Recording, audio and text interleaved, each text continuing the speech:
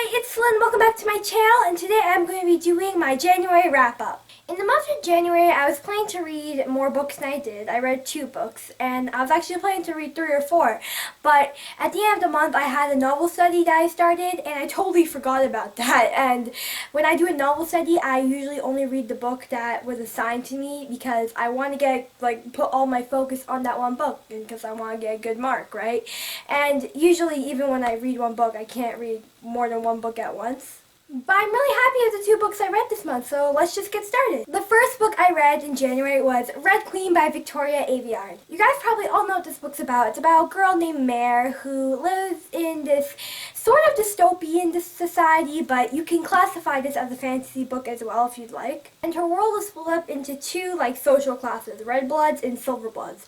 Red Bloods are just normal people who are basically slaves in this world, and the Silver Bloods are the royals, nobles, wealthy people who, since they have silver blood, have magical powers. Our main character, Mare, who has red blood, finds out she has powers and she's not the silver. From there, the story continues on, and she's brought to the palace because of certain reasons, and this book really had a lot of hype all around it when it first came out, but I decided not to read it when it first came out. I finally decided to pick it up in January though, because in February, the second book, The Glass Sword's coming out. I enjoyed this book. I gave it an 85%. I really enjoyed it. I enjoyed it more than I was expecting to. There really isn't much I have to say about it. It was good. I'm hoping the second one will be better. The only problem I really had with it was the writing. The writing, in my opinion, wasn't the greatest. It wasn't bad, but it wasn't extraordinary. But I really did enjoy it, and if you were a bit hesitant to pick up this book as I was, I definitely recommend just giving it a try, because it's not as bad.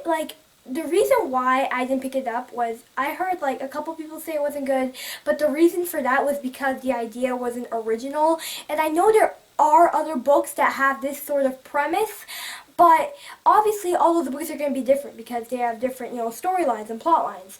But I actually haven't read those other books that this book was compared to, so maybe that affected my opinion on it. The other book I read in January was DC Trip by Sarah Benincasa. Now, a lot of you probably haven't heard a lot about this book or even seen it, and that's because it's actually not a YA novel, it's an adult novel. I heard about this from Emma Books, and ever since I heard about it, I was like, oh my god, I need to pick it up. But I wouldn't pick it up if you're uncomfortable with certain topics. This book, it's about a class that goes to Washington, D.C. for their graduation trip. And, they're a bunch of teenagers and they do some stuff. What I'm basically trying to say is that this book has mature subject matter, and if you're uncomfortable with, drugs, sex, swearing, I wouldn't recommend you pick up this book because there is a lot of that. I personally am not offended or sensitive to those sort of stuff. Because of that, I really enjoyed this book. It was actually really, really funny, this book. There was a lot of humorous moments, and it was really funny. We have 4 point of views in this book.